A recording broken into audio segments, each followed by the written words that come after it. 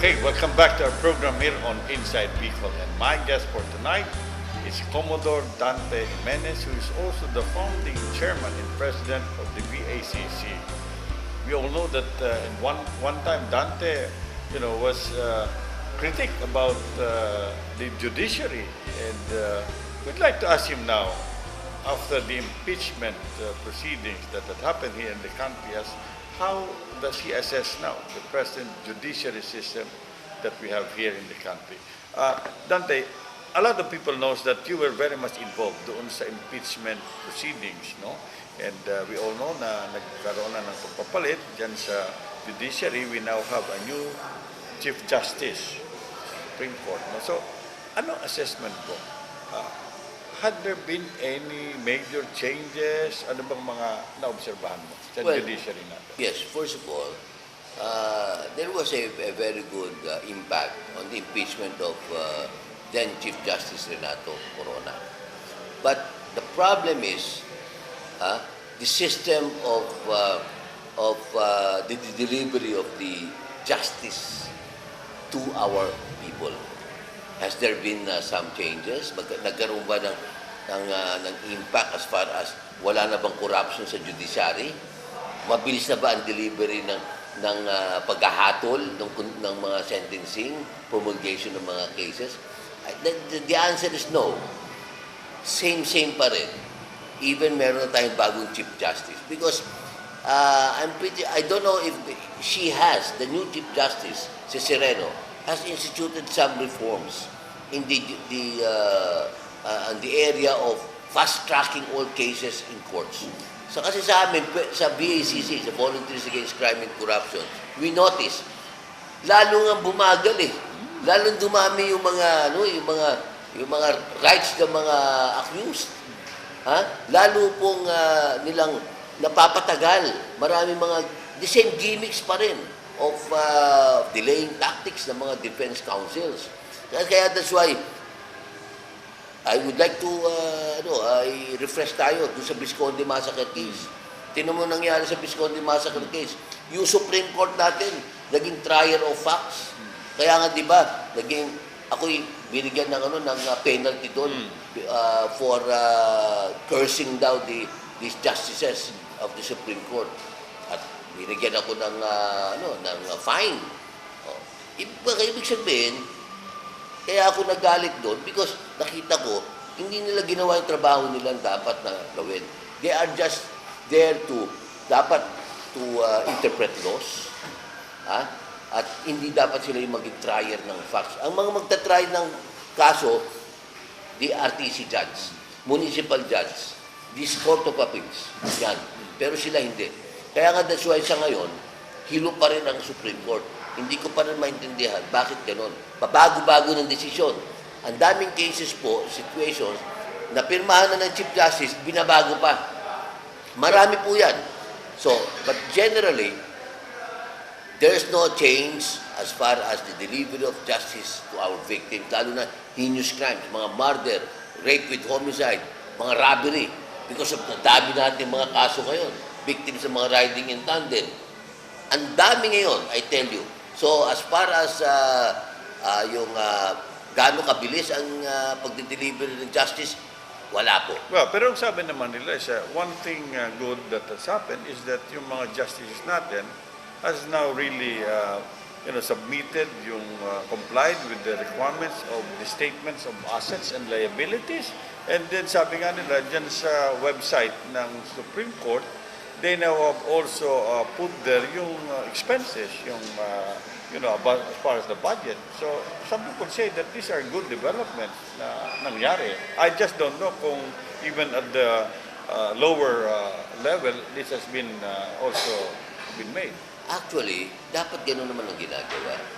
Kaso, dumating pa sa punto na dumating sa level ni Chief Justice Corona at that time, kasi doon nabisto. Kaya maganda po yung impact din yun. But what I'm saying here is the delivery of justice naman to our people. Nagkaroon ba ng pagbabago, let's say corruption? Hindi. May mga corrupt pa rin tayong mga justices. Paborito nilang kaso dyan sa Supreme Court. lupa. It's still the same. So, paano mahuli? Meron ba tayo na justice na kurak? Wala. Oh, maybe judges, meron, iilan lang. Sa justices, wala. So, ang naano lang kay Corona, yung sa SAL-end lang. Oh. At saka, napakulong ba natin? Hindi. Nasa na yung proseso? Ang tagal-tagal. Okay. Okay. Let's talk about the peace and order situation. How do you assess now the present peace and order situation in the country? You see, Fred, I've been in this advocacy for the past 23 years, since the killing of my late brother Buboy, from the hands of the drug syndicates in Parañaque and Las Piñas, no? And nakita ko this is the worst years in the past na ang krimen ay araw-araw. Grabe po ngayon. Itong phenomenon na riding in tandem, naging uso na sa mga kabataan. They can buy a motorcycle, down payment na sila ng 5,000, at after a hold-up, mababayaran nila in full yung balanse nila. Minsan iba hindi na binabit, tinatakbo na lang. And so, this is a problem. Ang rape cases natin, dumadami. Ang ating po mga robbery, dahil sa kahirapan ng mga bayan, tumataas po. Ang dami po ngayon ng mga kaso hindi nasosolve ng ating mga kapulisyahan. Even our soldiers, our police, are being ambushed left and right. See? Nasa yung intelligence. Ha? Ngayon, nagsisisihan sila ngayon. Bakit na-ambush yung ating mga pulis?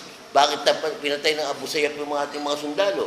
So, because, Fred, honestly, because we have a president here who doesn't have really the moral ascendancy to solve crime. Alam niyo bakit?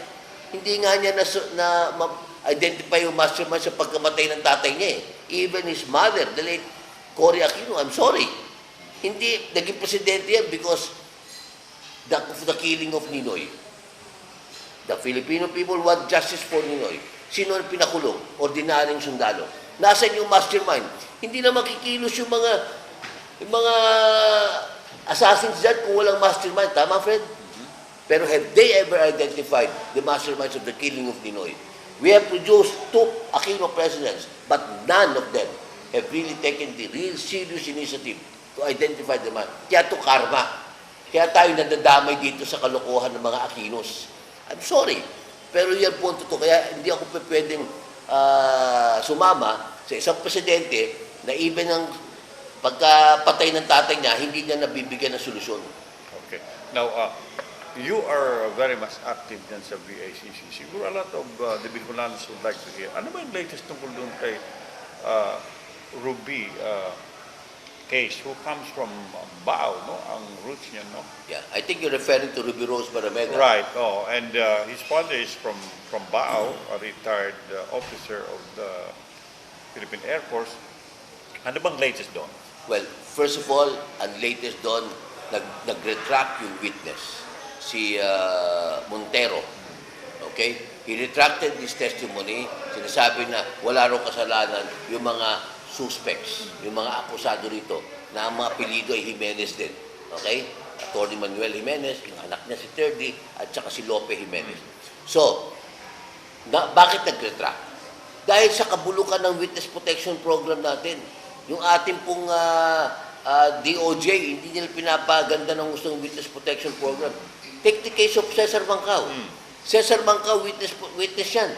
He sacrificed himself. Sabi niya, okay, I will turn witness. I will say the truth. Sino pumatay sa isarong kababayan din natin? Dua pala yan. Si Dacer at si Curbito, yung driver ni Bobby Dacer. What happened? See? Siya ngayon ang akusado. What's happening with our witness protection program? Nung panahon namin noon, nila Visconde, nila Holtman, wala nung witness protection. Kami nagtatago ng witnesses namin. Ngayon, mayroong witness protection program. Ano nangyayari? Doon sa kaso ni Evangelista, ni Benson. Evangelista, yung sa hold up, carnapping incident. Yan sa Antipolo. Ano nangyari po dyan? Yung witness, pinatay. Si Bading, binaril. Kay Ruby Rose, nag-retract dahil nainip. At hindi binantayan ng gwardiya. Nagtatago ngayon, nawawala ngayon. Si Cesar Mancao, witness mismo, naging akusado. Ano ba talagang real story niyan? Why Mancao left the witness protection program? Because nakita niya, papatayin siya because ililipat siya sa Manila City Jail. Eh, alam naman niya kalaban niya si Ping Lacson. Who is Ping Lacson? Ping Lacson was one of the accused in the Bobby Dacerto Vito case. Even si Estrada.